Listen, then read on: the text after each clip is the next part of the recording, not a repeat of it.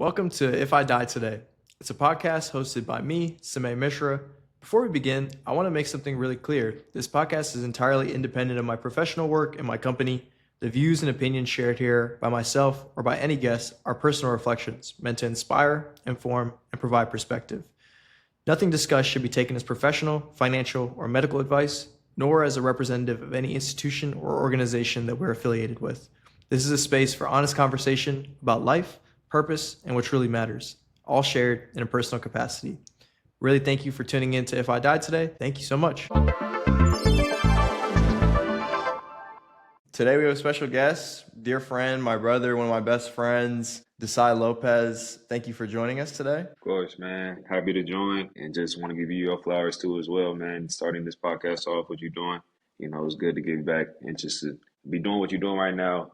Shit, it's inspiring. So kudos to you, man. I appreciate that. So I made the theme of the podcast one of your quotes, and I've been doing this, and I think I'm going to continue doing this for the episodes. The theme of the podcast is stay the course. I think that's been a testament of your journey and something that I think we tend to tell each other when things happen or when things get tough, or even when good things happen. I think that we've always reiterated that phrase, stay the course. And I want you to just, before we get into any of that, I want you to just give the audience a little bit of a background of yourself, introduction on who you are, what you do, and just a little bit more so they get to know you a little bit better. Yeah, I can give a quick introduction. Well, my name's Desai Lopez. I grew up in the Bay Area, Fremont, California to be exact. I moved over to Union City. That's where I met Samay, actually, where I met you at as a freshman in high school. We went to St. Francis high school together in Mountain View. I got a big family out there, man. My mom got 10 siblings. My dad got 4 siblings, and they're in the LA area. And I grew up, I played basketball at St. Francis High School with Samay. I went on to play at a JUCO at CSM, College of San Mateo, where I studied business and economics. I got my AA degree there. Ended up transferring to San Diego State. I was there 1 year as a regular student studying accounting and business. I walked on to the men's basketball team the next year after that, and then played there for 2 years as well. Just graduated from San Diego State. Now I'm here. That's awesome, man. So, a little bit of further context. So me and Desai, where we are in the Bay Area is we're in the East Bay. So Union City and Fremont are in the East, but St. Francis is actually a Catholic private high school. It's in the West. So to get there is 27.7 miles if you're taking the bridge, which is $5. If you go across the long way, which we would do to save money, it would be 37, 35 miles. We met because we didn't go to our normal public high school. It was by chance to decide. I was playing basketball at St. Francis, and my brother had gone there for school. So that became the school that I had applied to. And if you're familiar with the Bay Area, a lot of the private school institutions are all religiously affiliated for the most part. What happens at these schools is often they're funded a lot better, so either the teachers are better, so people send them there, or the athletics tend to be better because you get a wide pool of people coming in from the Bay all over. People would make a trek out to go to school there for either a better educational opportunity, a better athletic opportunity for more visibility. So that was a big decision, I think, to make at a young age, to not go to the public high school and choose St. Francis. But I'm grateful for it because, I think we both, not only we met each other, but I think we met a lot of other people that we wouldn't have probably met, at least at that age, so early on. And everyone who gets that opportunity, despite its flaws and so on that we know about, there's a lot of people doing really cool stuff now from there. And I think we are all interconnected by the fact that we either went to that school or we're in that ecosystem of people who are in that environment. So we both were public school kids as well, right? Coming out of right. junior high. Yeah, I was a public school kid, elementary through junior high. I remember I was 12 years old. I think I was 12 turning 13 my freshman year. And the main reason why I wanted to go to a school in WCAL is because of basketball. But I also knew it was a better opportunity as well, just going to a private school. I didn't know what that entailed. I didn't know what that meant for me. But even at 12 years old, I was just let me just see. Let's try it out. So I just applied to that school, not even knowing that there was other schools around, other private schools around. I think the only other private school nearby was Moreau. Moreau was kind of that, for the East Bay at least, was that school. And then if you went further down, there was Bishop O'Dowd and all these others. Right. But I guess For me, like I knew that it was an opportunity to like, obviously play sports at a high level or get like a fresh start. But the way my community has seen it, one of my cousin's brothers who you had met before, who also was in our St. Francis class, he was Yep. the first one in our like Indian community who went to St. Francis, and he was Right. recruited for swimming. Right. So after he had went, a lot of the parents in the community realized like, oh, this is like a really good school, and like people Yeah. are going to good colleges by attending this school, so might as well invest in our kids' education early on. But I think a lot of the kids still, we grew up in public school, so that shift in the mentality from being in a public school environment in the East Bay and then 1,000%. going to that, that private school environment where a lot of kids like all knew each other growing up, right? Yeah. Like despite Right. coming from different schools, a lot of them knew each other. So Yeah. that was Now like you got to think about it. We were outsiders. I mean, it was just like they grew up together, like you said. They were always in a private school type program, or so they understood everything how it's ran and how it's played out. And it was really like a culture shock, honestly. Like we're coming yeah, from another side of the bay. One, we're traveling that 40 to an hour commute every day across the bridge, going to a whole another man. area. It was in Mountain View and Los Altos. It's a richer area, as you can say. If But not the richest yeah, area right, in the right. Bay. So just as a young kid though, we had to adapt as well, and it was fun though. It's a great school and it's a great opportunity.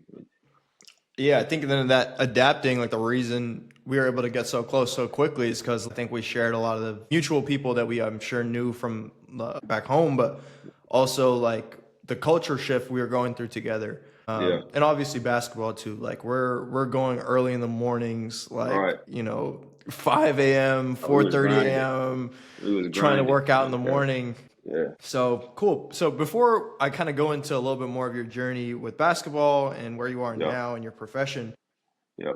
I wanted to just get a little bit more context on your childhood. So, what was like your earliest memories as a child? Like when I think everyone has that kind of first, like when you think about the Yeah. oldest memory you have, you think about something like really small or like a place that you were at. What was that earliest Yeah. memory that you have as a child? Man.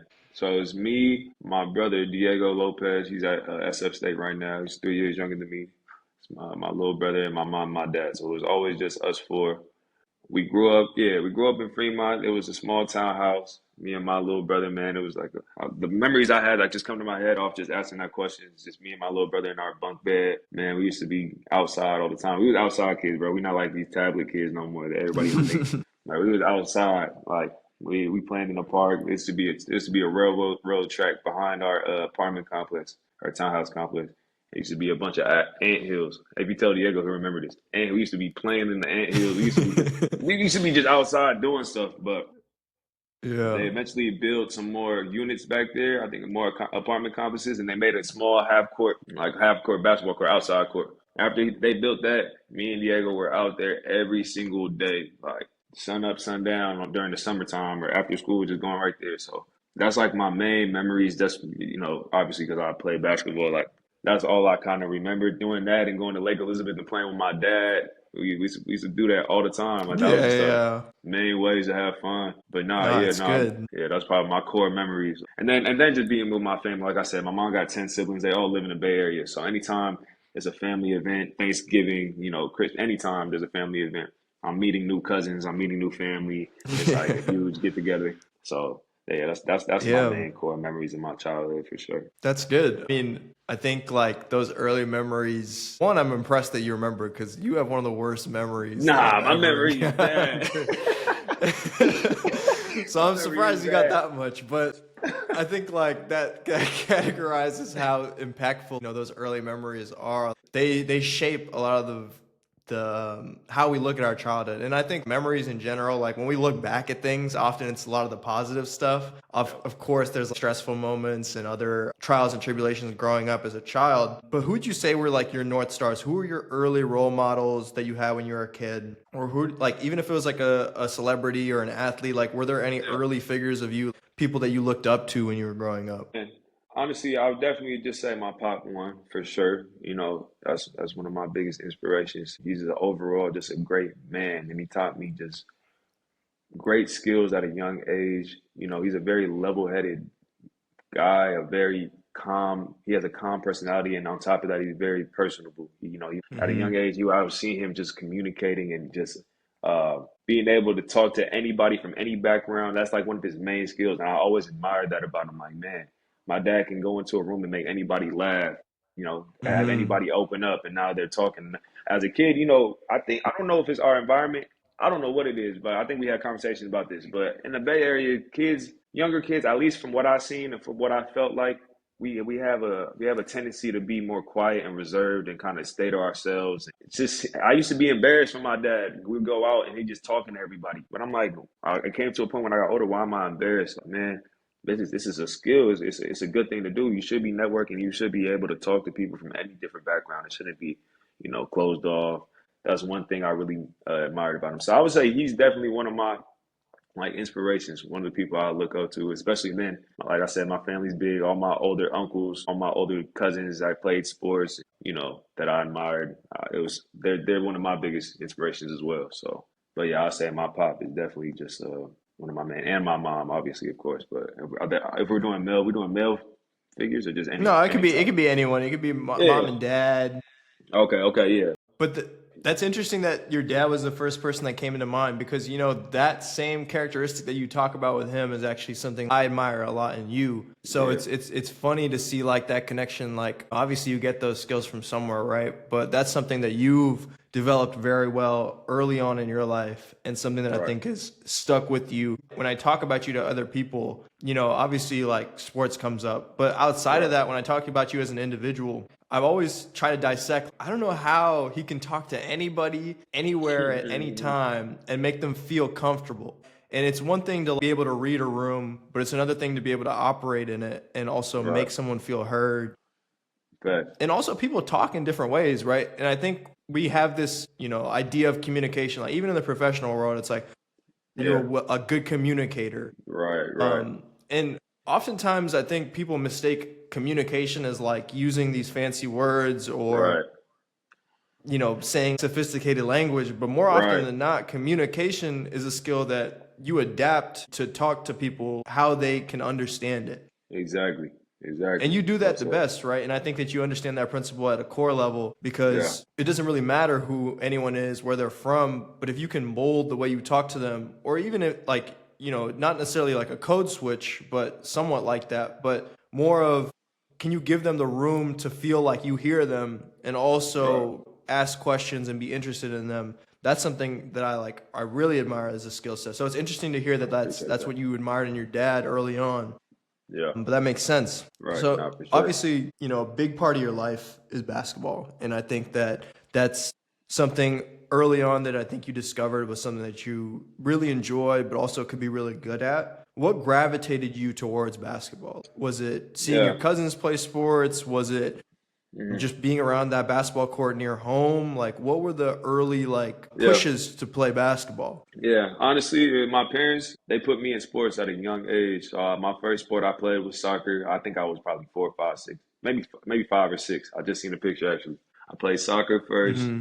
Then they put me in baseball. And then I think third grade is when I started playing organized basketball for my elementary school and then like CYO and stuff like that. But I was always in sports at an early age. And I feel like that's very important for kids just to be able to build that social background for themselves. Because you gotta work like sports, everybody knows what sports do for people, right? You gotta learn Hmm.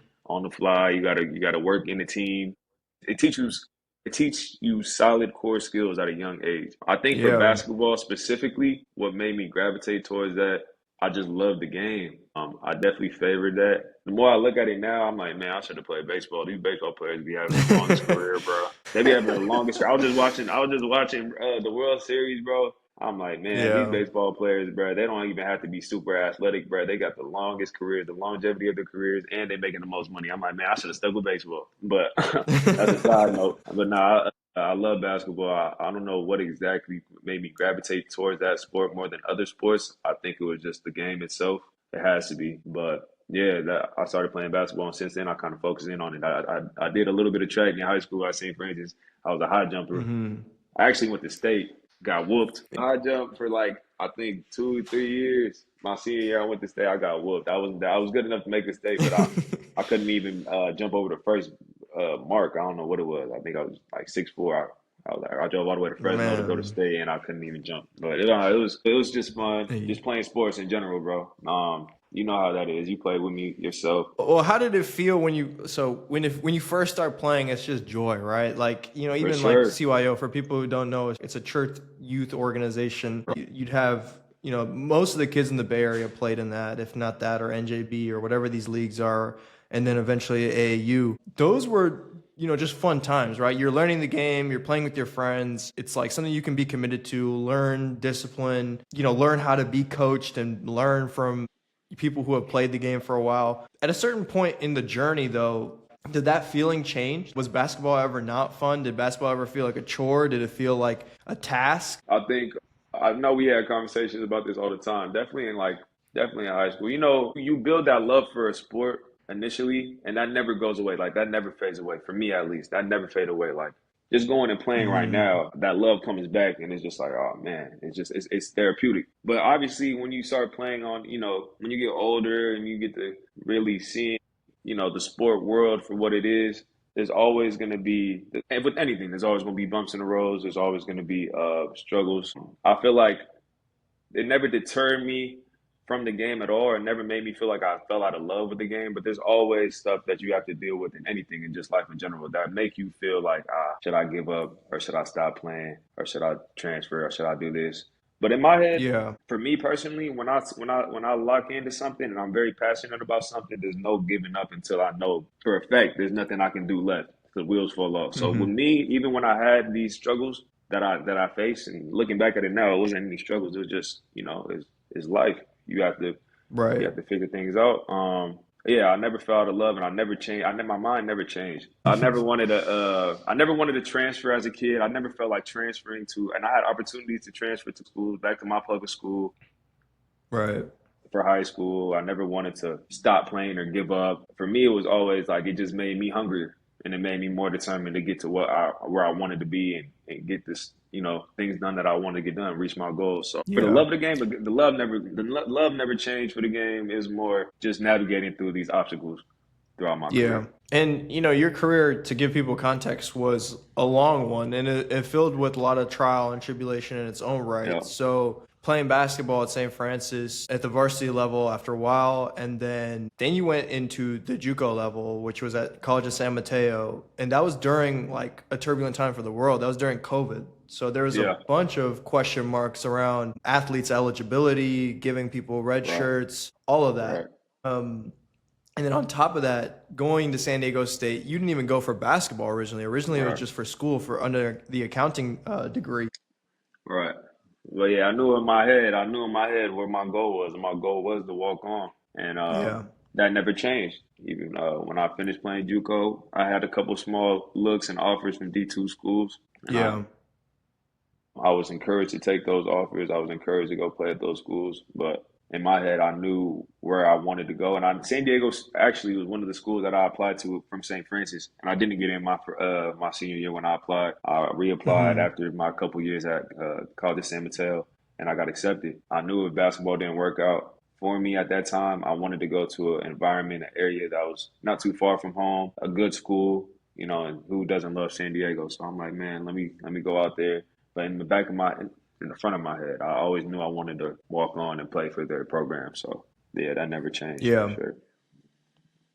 And the question that I was gonna ask is, did you ever feel like walking away? But it sounds like on that journey, it was always a North Star of like, I'm gonna see this through until the wheels fall Yeah, off, or if I don't get the exactly, eligibility anymore. So I want to exactly. shift that question. The guidance, I'm sure, from coaches, mentors, family, probably during that time was to just take the Division II offer, take the scholarship, or take something, that felt like a good opportunity back then, but you chose Right, to take a risk on yourself, and you chose to choose 100%. school, to take financial aid, and to, Yep, to attend a prestigious university, not only just as like a quote unquote backup, because you really believe that, like I could walk on. yeah. And this is also in a time when San Diego State has a good basketball team. Like for people who don't They know, made it to the the year national before, championship. Yeah. The The year year I before he came, they walks were playing in the on, national San championship. Diego State goes to the national championship, the NCAA national championship. Like, that was a turbulent time. So for you to take a risk on yourself, Yeah, what was the conflicting opinions? How did you deal with that first? You know, like, I'm sure there's yeah, people saying everything, talking in your ear. And yeah. then what was the internal thought process? Right. I mean, yeah, let me make this clear too as well. My family, my mother, she's my backbone. You know, she's been there through every step, through every sport I played, through every game. She probably been there 90% of the games that I played in every sport. And my father. Yeah, I spoke about my father, so I want to speak about my mom.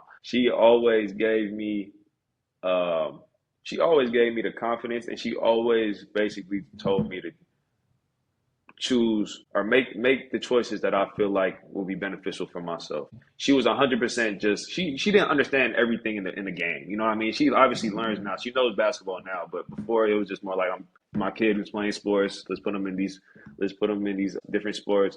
Let's see how he does. But she's not like a super basketball mind type. But Mm, she understands the trials and tribulations I went through from high school to JUCO to where I was at. And she was always full throttle, always there right behind me every step of the way, making sure that I understand that I'm encouraged and that I have somebody there that's like wrong or right, whatever decision I make, she's gonna be there.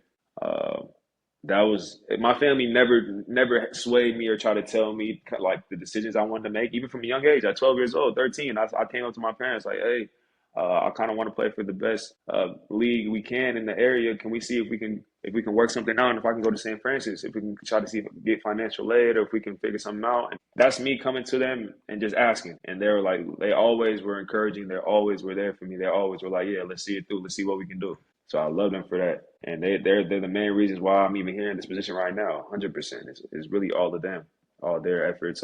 But they're the main ones that were always just encouraging me and making sure that whatever I seeked and whatever goals I wanted to accomplish, that they'll be right there behind me. So when I told them I was yeah. going to San Diego, they weren't confused about it. They weren't like, "Why are you not taking any of the offers that you're giving?" They understood what I wanted to do. Every step of the way, Hmm. Mom and Dad, I'm going to San Diego. I got accepted over there, and I'm gonna walk on. They're like, go for it. Yeah. It wasn't no question in their mind. I don't even think it was a question in their mind that I couldn't do it. They understood Right. who their kid was. They understood who they raised and how they raised me. So they understood if I had something on my mind that I'm focused on, I'm gonna see it through all the way until it's like a for sure fact that it's done. And that was my Yeah. whole mindset about it. We spoke about this a lot of times. I think the Hmm. game really comes with people. I think really struggle with the regrets. You hear a lot of the coaches when we're growing up and we're playing like, man, if I could have put these shoes back on and get on the court, like I would be doing this, I'll be doing that. It's like, in reality, Hmm. it's all regrets because we're thinking about the times that we could have played or the times that, that was wasted, that we didn't work out or we didn't, enjoy this process, enjoy going to practice in the morning, enjoy the camaraderie with our teammates. It's a lot of regrets. That's one thing I think in my head, I'm like, I can't let that go. I want to make sure that there's no regrets. So if I'm gonna take this risk and go try to walk on to a D1 school that just played in the national championship, I'm gonna do it full thought. I'm gonna make sure I do everything I can. So I was emailing these coaches, and mind you, I was emailing a bunch of coaches, a bunch of D1 Yeah. schools. It Of just so happened course. that I got accepted to San Diego State, and it's a crazy story. It's a crazy story. I emailed all these schools, and San Diego State was actually one of the D1 schools that responded to me. I think um, some others, I think SAC as well, a couple other D1 schools as well. But Hmm. Coach Dutch responded himself. It wasn't an assistant coach. It wasn't a manager. Most of these programs, which that really stood out to me at that time. It was a year Hmm. before I went to San Diego State. Even though he responded and all he said was full roster. After I sent them everything, I sent them, I sent them everything. I sent them my height, my weight, my vertical. I sent them my GPA from high school, college, my film, everything. All he And said this was is the full head roster. coach. Period. For This is people the who head don't, coach, this is the Brian head Dutcher. coach of the program. Most head coaches wouldn't even bat an eye at these type of emails. So it showed me a lot the culture right then and there before I was even chosen to walk or chosen to play for this program. Right there, what type of culture they have at their school. He took time out of Yeah. his day just to respond and say full roster. Like even then, that's respectable to me. I'm like, okay, at Yeah. least he's Yeah. seen my email, and I got most programs not even responding. and they're Yeah, busy. at least You know I what know I mean? my They email's get a working. Like it's right. Yeah, at least I yeah. know my I get to email's a point. getting to him. Exactly, man. It was getting to a point. I'm like, man, I don't even think my email's sending. Like, I'm not getting no responses. Yeah.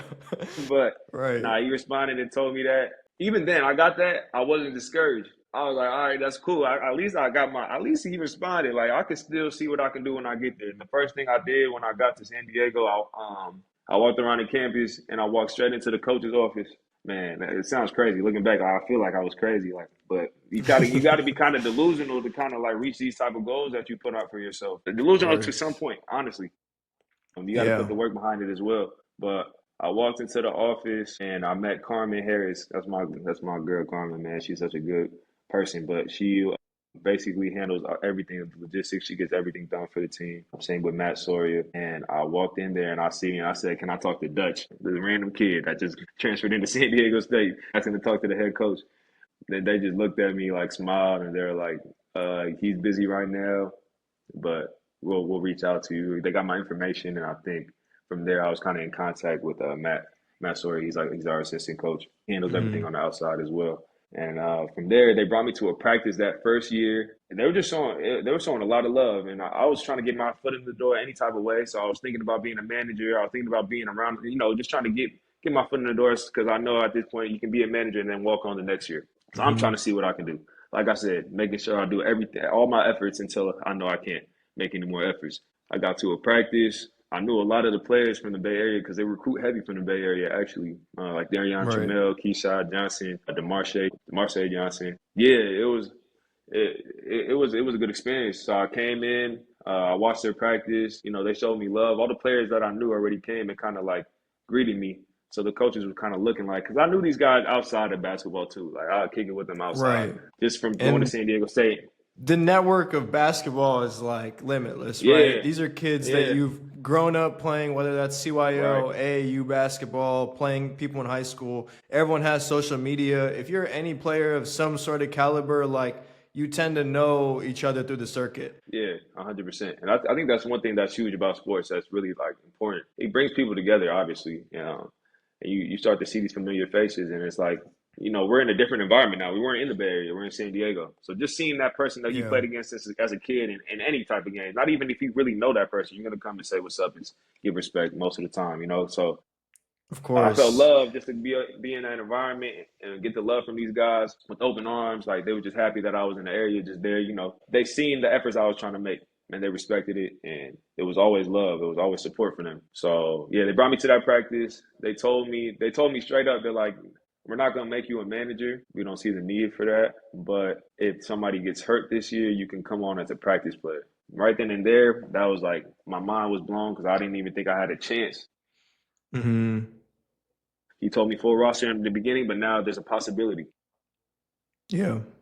They reached out, they did all their research, they talked to my JUCO coach, just what type of player I am, what type of person I am, my high school coach, all that, is doing their research on me. So I waited throughout that whole year, obviously, just to see, just in case, that's still there of a chance. If somebody, obviously not wishing harm on nobody, but if somebody did Right. get Right. hurt, that I would be, filling in for him. So I'm trying to stay in shape. I'm doing the best I can, but it's kind of hard when you're not practicing day to day. It's like you get out of a routine. I was playing You basketball also since don't high have the school. resources of an Right, athlete, right? Like when right. you're in JUCO or you're in high school, like these people provide resources, they cater your schedule, provide Yeah, you counselors. This is just you as a regular San Diego State student. You have to right. find all your classes. This is Yeah, also like a yeah, step up on the education scale, at least on the class scale. right. Like, you go from a JUCO class of 15 people Yeah, in a class versus like a lecture that's now 300 come on. people, 500 people, Right, and you don't have any of the resources as an athlete. So I think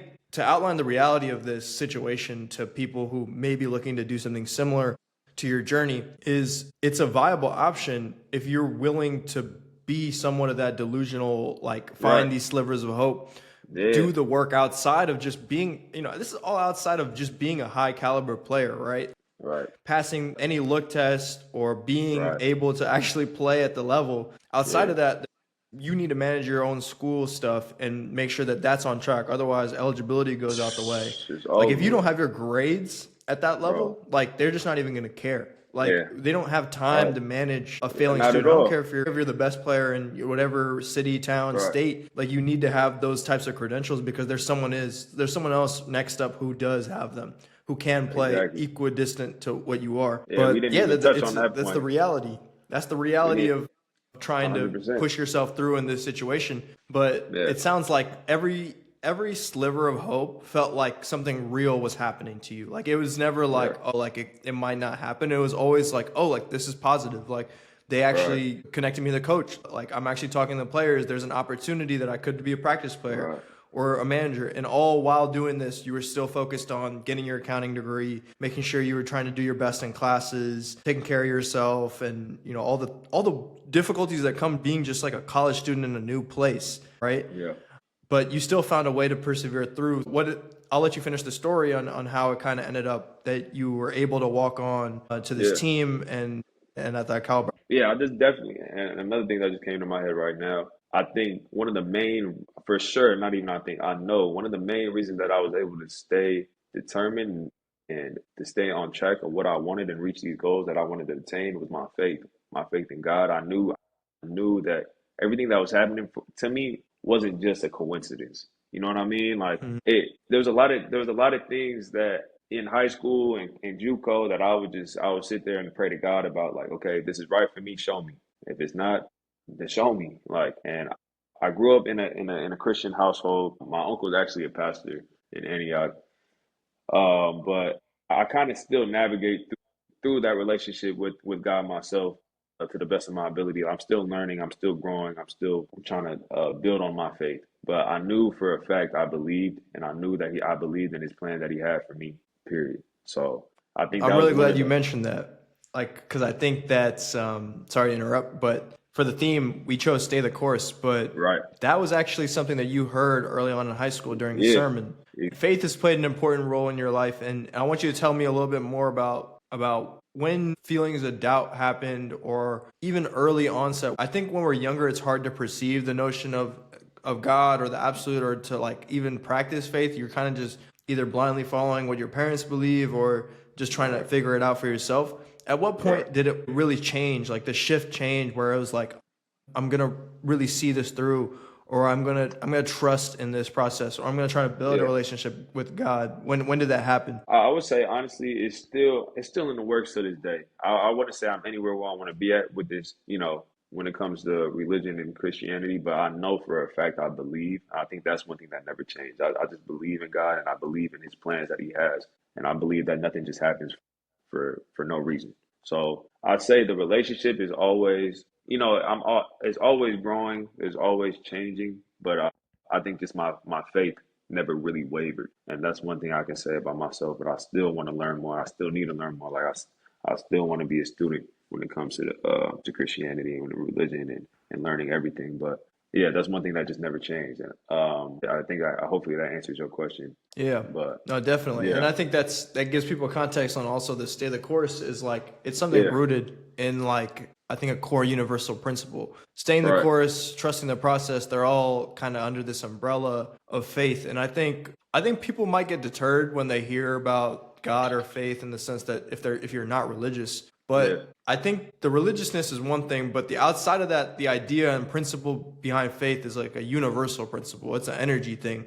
right, It's not wishful thinking, right? It's right, the idea that you have chosen a goal, or the universe itself will grant you what you desire. But in order to do that, you do the work in the sense that you act in a way that you reorient your life to get that thing. Like you can have the things right, that you wish, right? Within a range. You can yeah, really get anything that you desire yeah, under the pretense that obviously it's good and so on. But you have to reorient your life to get that thing. Like you have 100%. to change what you do, how you do it, and even believe that it is a possibility. Like really Yeah, imagine that thing to be a true. And right, also, there's no timeline to that, right? Like you could get what exactly, you really want if you change and right. you act accordingly. But it may not come in that year that In you that want it. moment, It in may that come instant, 20 years.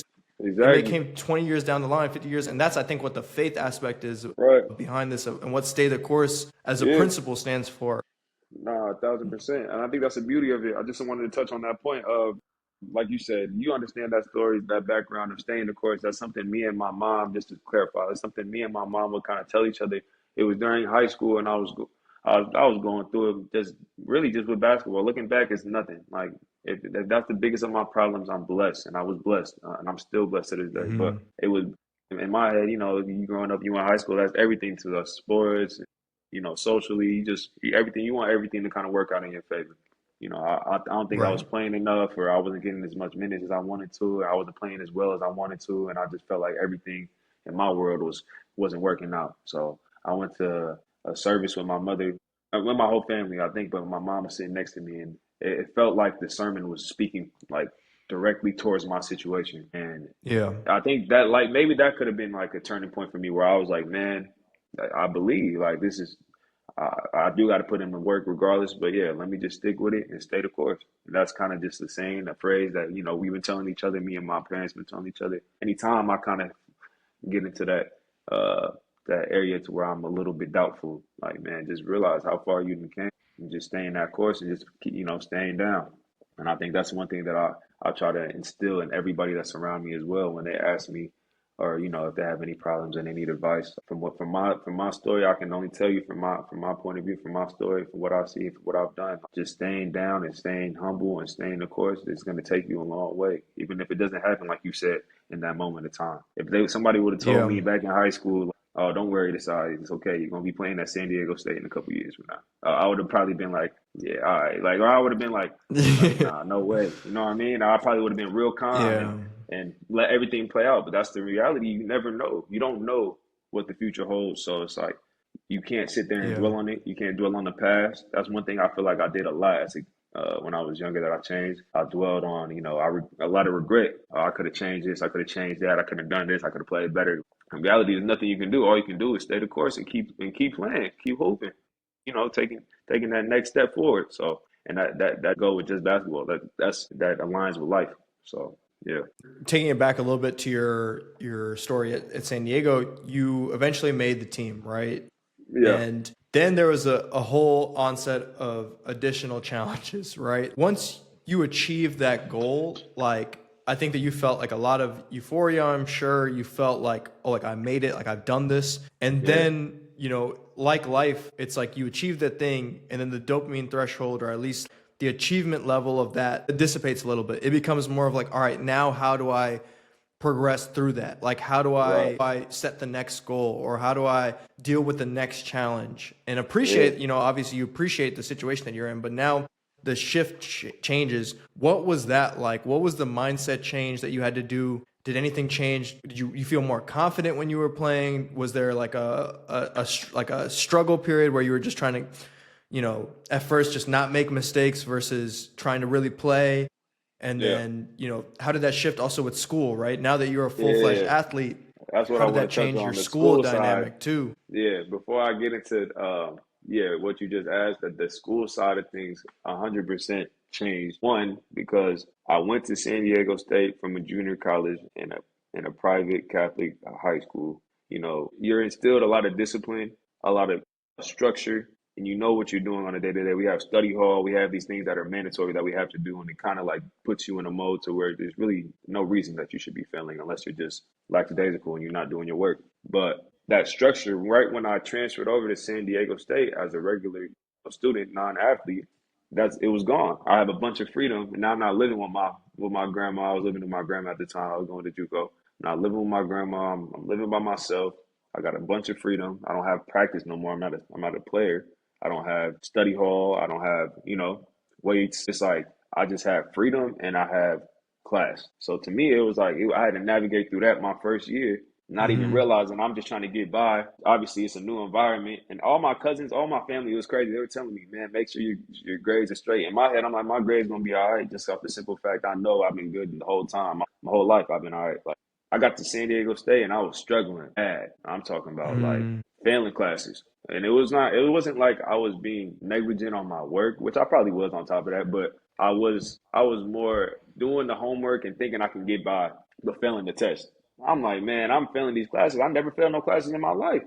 I'm like, what am I doing Yeah. wrong? And I think it was really that structure that, we get, and honestly, like I said before, we honestly get like babies and very like nurtured in these, when you're an athlete, everything is set up for you. You have academic advisors. That's one thing that I really built a lot of respect for, just not knowing being a non-athlete. It's very Yeah. competitive in just the educational world itself. You go over there. I didn't know what a wait list was. I was spoiled. I didn't know what a wait list was. I got into San Yeah, Diego for State, a and I'm like, class or what? for a certain Yeah, professor. right. I can't take this class. Why? Because there's too many people in the class. I didn't understand. I was like, wait, what? There's got to be Yeah. something wrong with y'all scheduling. Like I'm thinking, I'm not understanding. I'm like, wow, I can't get in contact with my academic advisor because it's a bunch of kids academic advisor. I'm like, man, so if you telling me that I can't take this class, I got to wait another semester, or I got to take a couple more semesters to graduate just because I can't get in the Mhm. class, and then on top of that, I'm feeling like that was a whole struggle in itself on top of trying to still play basketball and walk on. And that's a lot of, that's one thing that a lot of people don't understand about me as well. Because it was a hard time for me.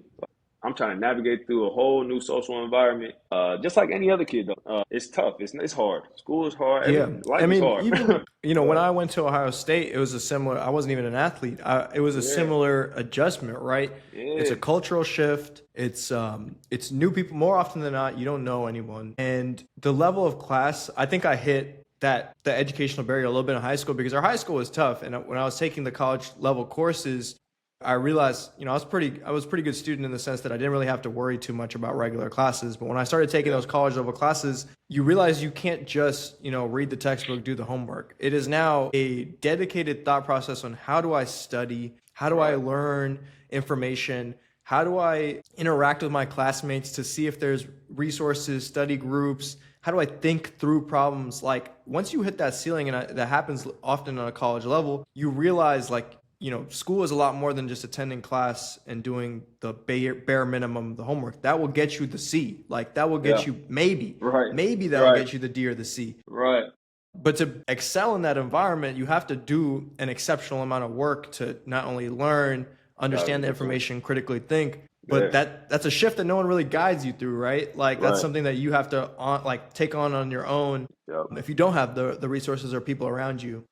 Yeah, But yeah, I think that's an important point to make. It's like there's a bunch of different factors in navigating this, just as a regular student that regular students have to deal with, let alone yeah, someone who's trying to pursue, right. like a goal of being an athlete. Yeah, no, 1,000%. And it definitely just made me build more respect for, just just students in general. Like, man, they're struggling just as much as me, and I'm realizing I was very spoiled. I had a lot of help. I had a lot of guidance that they didn't have, not necessarily because they didn't want it, but they weren't a part of a, maybe a sports program or a club that was giving them these, these aids. I think going back, oh, and I also just wanted to touch on as well.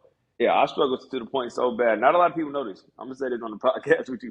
I struggled so bad. I failed. I flunked out. I'm gonna be completely transparent. I had like a couple Fs my first semester. I flunked out my first year at San Diego State. I got legitimately kicked out of San Diego State. God's will, somehow, not somehow, it was a process, but I was able to get those grades wiped, and I was able to come back to San Diego State the next year and take the summer courses that I needed to take and get another shot, another chance. That in itself is a huge blessing. My life could have been a whole different change if that didn't kind of follow through and if I didn't stay down and I didn't, at that point, I think that goes back to when we were talking a while ago. I think I remember calling you like, Samay, bro, I don't know what I'm about to do. Like, I just flunked out of state. I don't know how. I don't even want to tell my parents yet. Uh, I'm gonna see it through before I know for a fact it's done. It's done. Then I'm gonna see what we can do. And you told me too, just you kind of calmed me down as well. Like let's just see what we'll go about it after we get the actual decision of what exactly you have to do. And that's one thing I admire you for as well. You always I call you when I need some help to think logically. Sometimes I can make rash decisions sometimes, but I'll call you just to ask you. And you always been that that type of guidance for me, like a brother, obviously like a brother to me, to help me make these choices and decisions that I would have to make, during these tough times. You're one of the first people I call. Yeah, going back to that, I got flunked out, but I was able to get back and be enrolled at the school. I had to do an extra semester because obviously just because they wiped those grades doesn't mean I have to retake those classes and pass those classes. But that went into my next year that I was still eligible to play because of those Fs being wiped out. And then that was the year I walked on. After they made the national championship, I walked on the next year. And that was a whole story in itself. But I was able to play for that program. And yeah, like you said, there was a bunch of things I had to navigate through. Not after I made this, huge accomplishment that I set out for myself. It was Mm. obviously like it was a huge goal for me. So accomplishing that, I can't even really put it into words. It didn't feel real, honestly. Hmm. For the first like 3-4 practices, I still was calling my mom and dad like, man, I'm still doubting myself. Like I had a lot of self doubt. Like, did I don't know if I'm on the team. Yeah, I don't know. Like, yeah, they gave me a jersey. Yeah, they gave me a year, but I'm not sure. They can still, it could still be a tryout process. It can still be a trial. They can still always, I'm like, let's not get too excited yet. I would always just like try to calm Yeah, everything try to down. create Yeah, like just some sort of safety net for you because exactly I think emotionally. along the Yeah, way you have so many of these moments, right? You have yeah, glimmers of hope and right, it doesn't pan through. Or like you right, have moments where it's like, oh, like I might actually like this coach talked to me, I might turn into an yeah, offer, but it doesn't. right, Mentally, you've already created this like a safety net for yourself to protect yourself. But this is a right. huge accomplishment, right? So you're feeling joyous. Everyone around Yeah, you is feeling really good and is happy for you. yeah, But tell me when that confidence, because there's a certain point I think that for you the confidence changed, right? The yeah, confidence that you felt like that same doubt or that doubt in yourself then shifted yeah. into like, hey, like I can compete with these guys. Like there's a Right, reason that right, I'm here. I'm confident in myself. Like I'm doing like really good work in school. right. I have like a fun background that people like. I have a fun story that people really like are Yeah, fascinated by. And yeah, I'm really coming into myself. When was the shift? Like what was the yeah, trigger for that? Or when did you start to notice like yourself feeling like a little bit more yeah. like yourself in your skin? I think I always had a confidence in my head. Like even though if maybe I didn't show it in my head, I always felt like I can Hmm. play on any court. And that's not just basketball. That's just with life. I feel like I can sit in any room. I feel like I could I can talk to anybody and be on that same playing field with anybody from the the richest person in the room to the most successful man in the room to playing on a basketball court with D1 players, NBA professional players, and still be able to hold my own and be able to compete. Like I always had that type of unwavering confidence in myself. It definitely fluctuated, in my head as it growing up, just like okay, the doubt that creeps in all the time. That's what anything, but I always had that in me, instilled in me. Um, as a kid, my mom, if she watches it, she gonna laugh. But I used to be honestly when I was in elementary school and high school, I would come home and I'd tell my mom like, yeah, I'm the best player out there, mom. I can, nobody can I can play with me, this and that. I'd just be a cocky, kind of arrogant young kid, and she would always tell me, pride comes before a fall. Just to be humble. She Mm, really instilled that in me, like just to be humble, because life is gonna humble you regardless. And that's one thing I found out. man. Like life is gonna humble you, and God's gonna humble you in different ways. If you think you can have you. It's important to have that instilled in you, but you don't have to always display it, or you don't have to always, you know what I mean. And that Yeah. for me, it helped me kind of realizing like, yeah, I can have that confidence, but it's navigating through knowing what you can do, but still being humble at the same time. I think we can like fake it till we make it to a certain extent, Yeah. but true confidence comes from doing what you say you're going to do All right. and putting in these extraneous hours to knowing that you have a certain capability. That's where confidence comes from. Yeah. The other is more of that pride, and I think the humbleness comes from I know that I can do this, but it doesn't need to be like a protruding energy. Like it can be something that the work will show for itself. I think once I realized that I did make the program and that I was playing on the basketball team, it kind of just solidified what I thought about myself more than anything. Hmm. Okay, the belief, the like we said, the delusional feelings that sometimes you have to reach your goals. The delusional thoughts that I had that everybody kind of looked at me, trying to walk onto a national championship team and like, for in their right mind, they're doubtful, which I understand. It wasn't an easy task. It's not an easy thing to accomplish. So in most cases, it's unusual for stuff like that to pan out. So most of the people I would speak to, I would feel the doubt in them, unless the people is really my family that really understood me and understand the type of person I am. It's the determination that they instilled in me that I have for myself. I could easily see the doubt in most people's opinions when I told them that I was chasing this goal. I think when I accomplished it, it kind of just instilled that in me. Like, okay, all the confidence that you have in yourself is for a right reason. There's a reason why you're here. There's a reason why you're on the floor. There's a reason why you have a jersey now. There's a reason why you living out the dream that you've been dreamt about as a kid. You know what I mean? Mm-hmm. Mm-hmm. But No, I yeah, think that's great. And no, yeah, I was just gonna say, even that wasn't the end all be all. Just making it, there was a bunch of trials and tribulations that came after that, mentally, physically, all of that. But like you said, going to your point, yeah, that it definitely just instilled that confidence in me that I already had, growing up. oh, it's Yeah, awesome. And I think that kind of shifts the conversations a little bit to another thing that I wanted to bring up, a part that was a big part of your journey, and it still is by making the team. And, in general, you are now exposed to a plethora of people and resources, but throughout your collegiate career and collegiate life, networking and talking to people and being in those rooms yeah, was a big part of opening some of these doors, also meeting people that would play a part in your professional career. for So, sure. for context, Desai has been studying accounting through his junior college days. Shout So, out Mr. accounting was Heath, the my background. professor, my accounting professor. I gotta shout him out every time. That was my accounting professor. He introduced me to accounting. I had no idea I even wanted to touch accounting, do accounting. I didn't care for it, but he told me, he introduced me. He was my first accounting teacher in junior college. I loved the way he taught, and he really introduced me to a opportunity of working in that field. He got me in contact with PricewaterhouseCoopers, where he worked at previously. Is one of the big four accounting firms. He told me to reach out and to see if I can do a summer internship.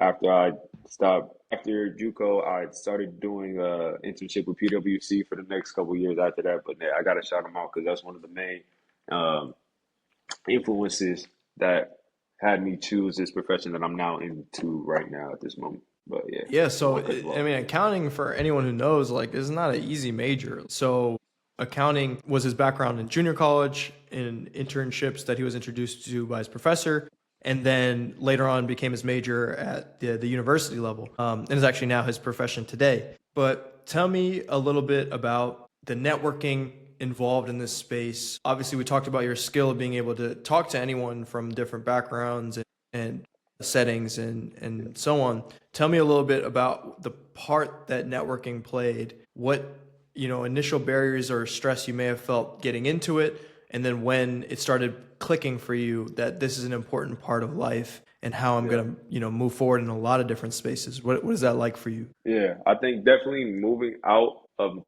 the Bay Area and moving away from home forced me, one, to network, forced me to be a little bit more social than I was before.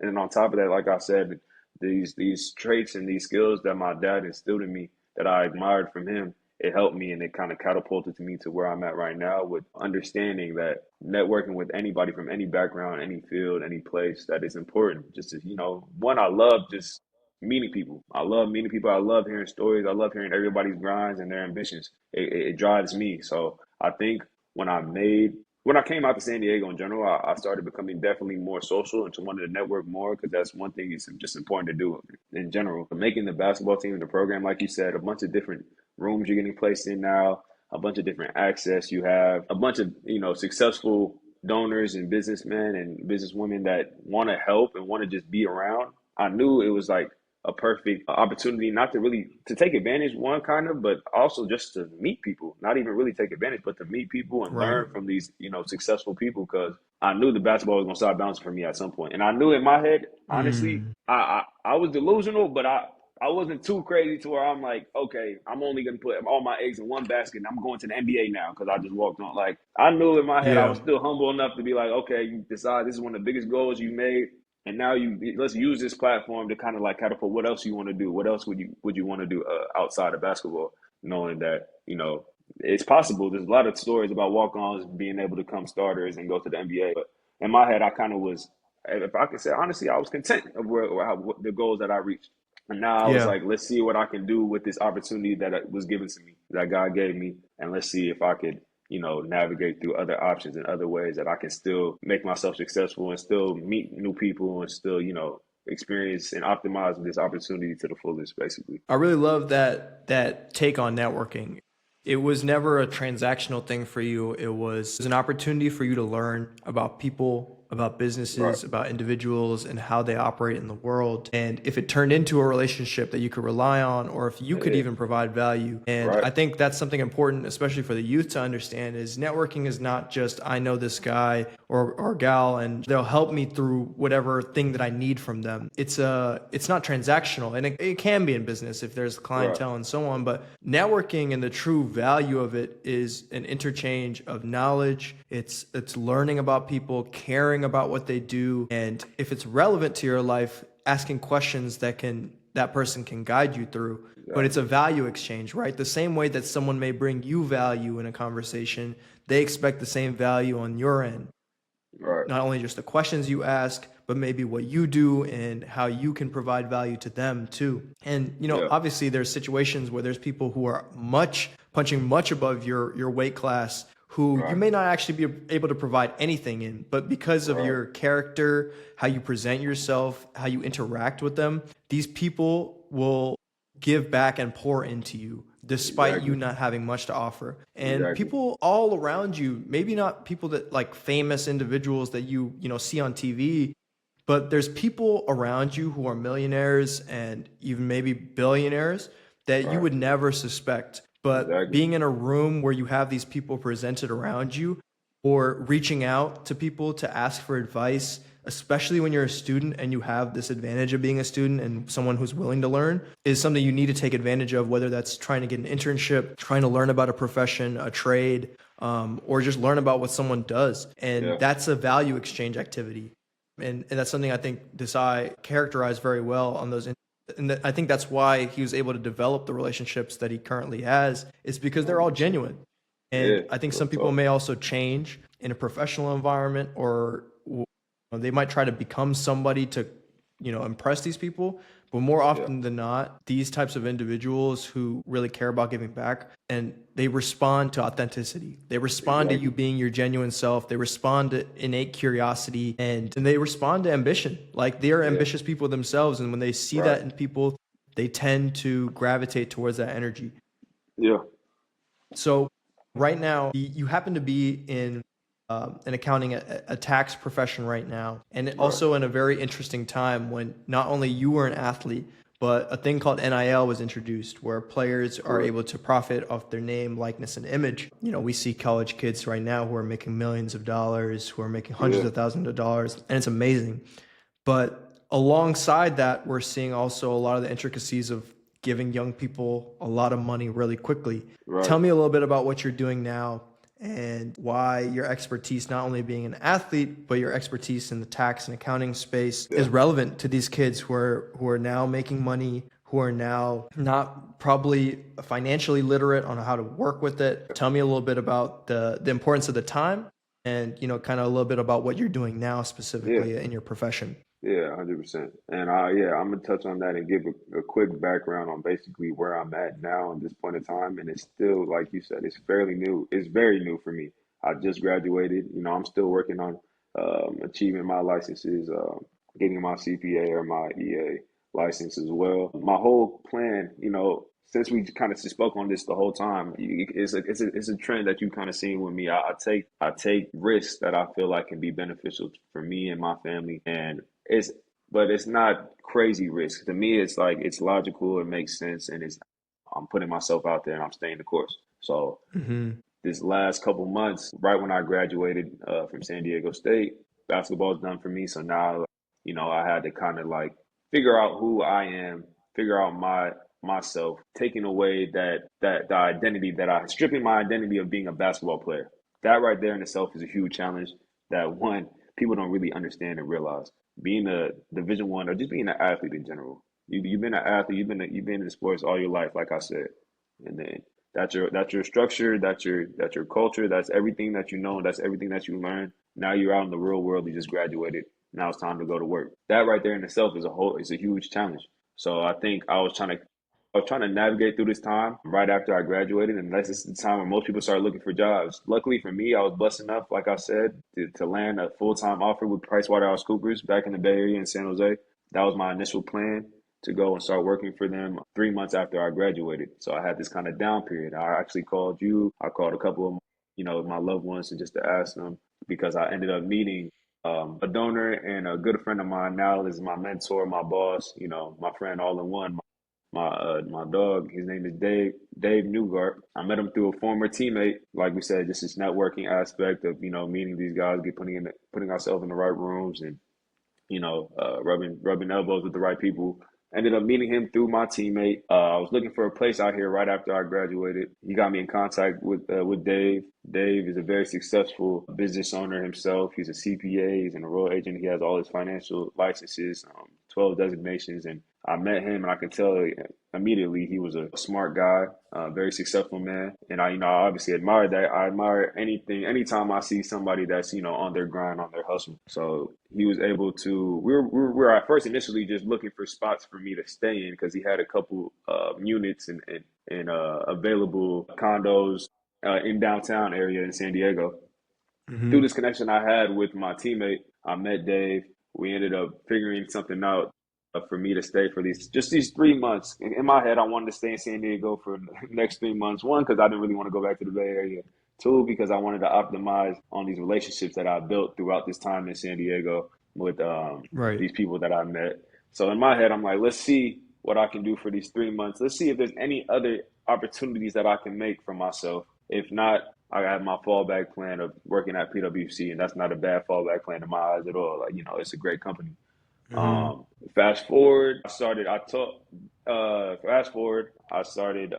I realized that Dave he owned an accounting firm himself, and he's been doing this for 30 years. He has a bunch of high clientele that, he does their taxes. In the lamest terms, he does their taxes recurring every year. And at first, I was going to PwC as an audit intern, as an audit associate.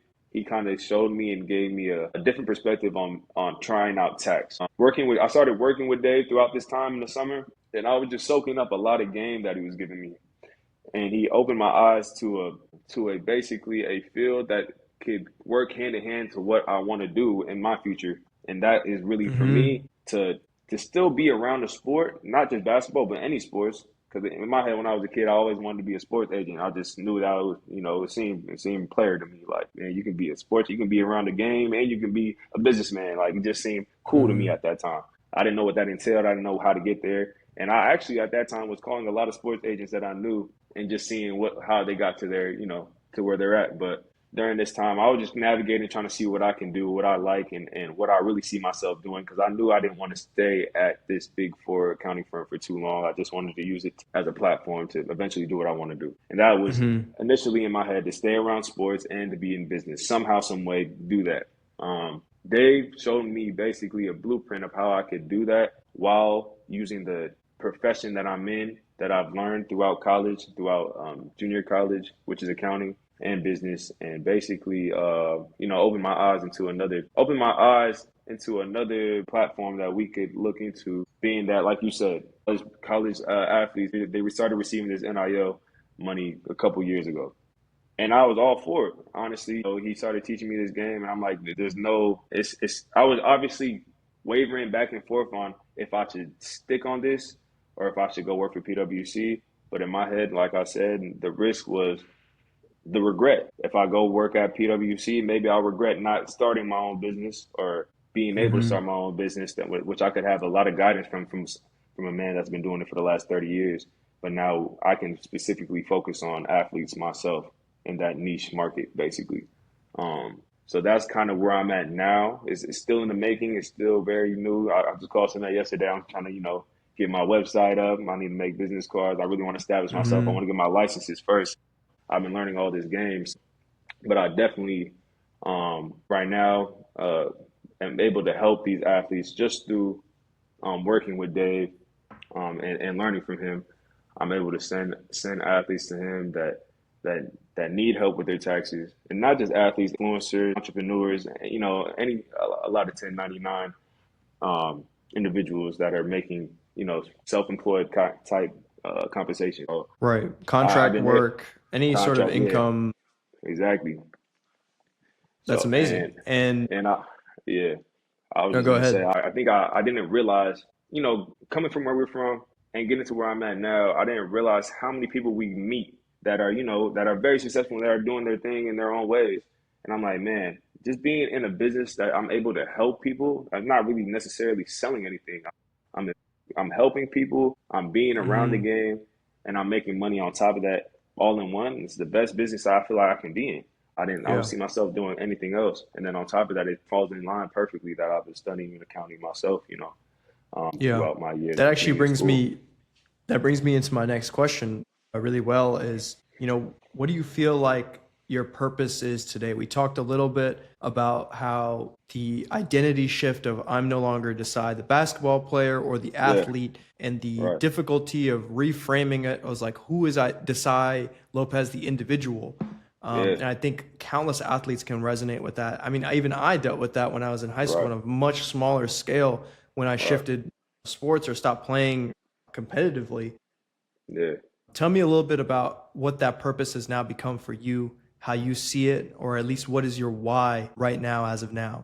Yeah, I would say, going back to your question, I would definitely say the my identity it has been stripped as that basketball player, so I had to find that new identity, right? I think now my goal is to really just help. My clients are my friends, my former players, people that I know and it's more like I'm able to do something. I'm able to give back. I'm able to give these people certain players and these certain people this game that they wouldn't have known before, from and just being able to inform them and let them know, making sure that they save money, making sure they take advantage of all the, these tax strategies and these deductions and expenses that they could use to save their money that they're making, their hard-earned money, and then it's a win-win for me.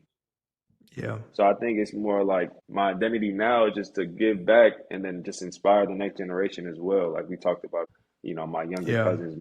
I come from a huge family, so the people that look up to me, any kids that have met me, I think is more just now I want to give back. I want to be able to give back, and on top of that, establish myself and become as successful as I want to. So yeah, I think that's No, my and then whole I goal now. think your story is already a testament to what perseverance and striving towards a goal. I feel like I've lived vicariously through your athletic journey, but also just your journey in achieving just the goal of playing Division 1 basketball, but also now seeing you transition into a businessman. I want to give your flowers. I think all kids already looked up to you, not just your family.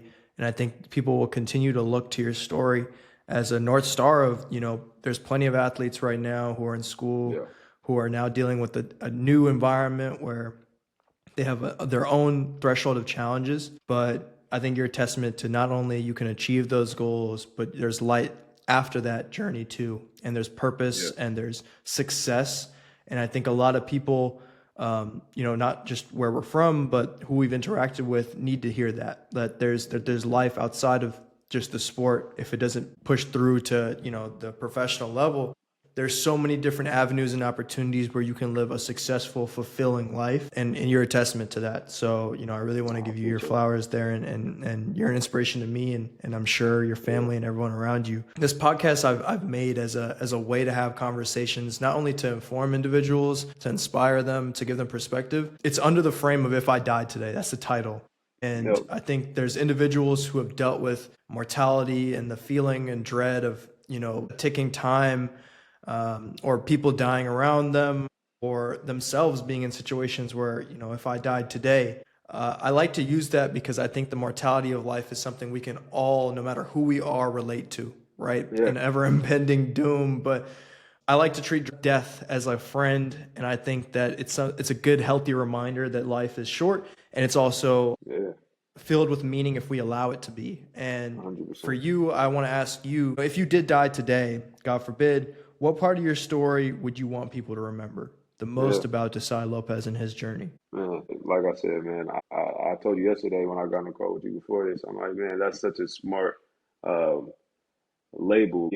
I love, even though that question is a little, I guess what you can call it morbid or not even like just a little, but Hmm. it's still, it's in all seriousness. If you die today, how would you want to, have people to perceive you? Did you fulfill everything, all your goals and all your aspirations that you want? So I think that trying to, answering that question is like we spoke about, the regrets that's a whole thing that you hear a lot. Honestly, when people get older, man, I wish I could have done this. I wish I could have done that. I wish I could have tried this. I wish I would have worked harder. I wish. It's for me, it's like living life, making sure that I have those least amount of regrets. I'm not going to be able to do. Obviously, I'm gonna make mistakes and regret stuff, but trying to make that as minuscule as possible, and making sure I do everything I can in my power to not have any type of regrets whenever it comes to relationships, when it comes to, socially, when it comes to educational wise, everything in general, just making sure I put my best, foot forward, and I do everything full heartedly, and I make sure that I give my full effort. So I think that's one thing I would really want somebody to take away from my story specifically. Just seeing he stayed the course. He put his head down. He worked. He wasn't gonna leave. He wasn't gonna do nothing without making sure that he did everything in his power to. And that's how I kind of go about life in general with everything. And that was instilled in me through my parents, through my family, and through God. So I think that was one of the main things I want somebody to see. Just to keep your faith, man. Stay down, regardless of what you're going through, regardless of what you're hearing, the outside noise. And it sounds cliche, but live life to the fullest and make sure every day you living like it could be your last day, because it could. Yeah. Put No, I think that's a beautiful message. And I think to anyone who's interested in Desai's story, I'll leave his LinkedIn, his email contact. If you're an athlete or an influencer or a contract worker, someone who's just now making money on your business, or as an athlete, you are new to the space. Obviously, you're making a lot of money right now. If you need true guidance on how to deal with, your taxes, or you need someone that you feel like you can trust, please message Desai. He'll not only treat you like a client and a treasured client, he'll treat you like a friend. And this business, in a world where in the sports business, where there's plenty of people that you can't trust, I think you need to look for genuine and authentic individuals in that space. So I'll leave all his information down below. So, I hope you guys continue to follow his journey. And I really appreciate you joining the pod today. It's really great to have you on the early onset episodes, because we have these conversations all the time. right. And I think it gives people hope. I think it gives people context and perspective and inspiration. And I'm looking forward to having you back on, man. I think For sure, bro. when I it comes appreciate you time. having me, brother. And I'm glad, like you said, these are conversations that me and Samay have all the time on the phone, just one-on-one. So just to be able to kind of like promote this and to display this and to hopefully inspire the next person, or inform the next person, it's beneficial in all ways. It's a great thing what you're doing. So I'm glad to be on this call with you, brother. There's a regular talks that we have all the time, but I'm glad, other people are able to really tune in and listen. Man, well, I'll end it on that note. For everyone who's joining in today, appreciate your viewership, and hope that you can subscribe to the YouTube channel, as well as on Spotify. It'll be available, and hopefully we'll have Desai on the pod back again soon. Let's do it. All right, my man. All right. Thank you for listening to If I Died Today with your host, Samay Mishra. Every story reminds us that life's meaning isn't found in what we achieve, but in who we become. Join us next time as we explore another journey, another life, and another reason to keep going. New episodes drop soon, so subscribe wherever you get your podcasts. And if today's conversation moved you, leave us a review or share it with someone who'd appreciate the message.